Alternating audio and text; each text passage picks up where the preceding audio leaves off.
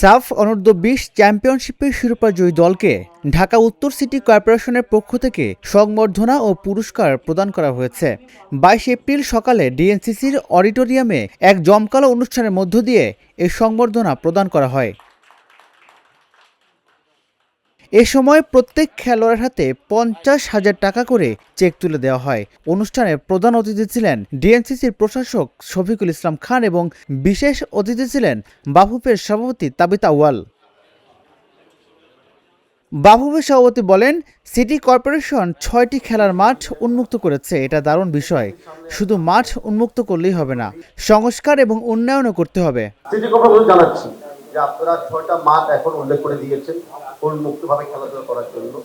তো অনুরোধ করছি যে মাঠ খালি উন্মুক্ত রাখলে হবে না, মাঠে মেরামতটাও থাকতে হবে, চর্চা থাকতে হবে। সেই প্রক্রিয়াতে সেই চেষ্টায় বাংলাদেশ ফেডারেশন থেকে আমরা প্রস্তুত আছি আপনাদের সহযোগিতা করার জন্য। অ্যান্ড সেই মাঠে যদি কোনো কোচ লাগে বা গ্রাস কাটিং এ কোনো যন্ত্রপাতি লাগে সেটাও আমরা সহযোগিতা করবো, আমরা করে এসেছি।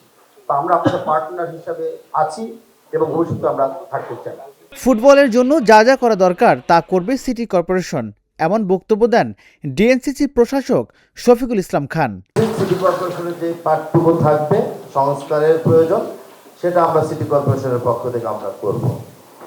এটা নিয়ে কোনো সন্দেহ থাকবে না। সারা বাংলাদেশে যতগুলো খালি জায়গা আছে সেখানে অলরেডি নির্দেশনা দিয়ে দিয়েছেন। খালি জায়গাকে যাতে অবৈধভাবে কেউ দখলদারি না করতে পারে, আমাদের সন্তানদের জন্য, আগামী প্রজন্মের জন্য সেটাকে খেলা উপযোগী করে এটা উন্মুক্ত করে দেওয়া।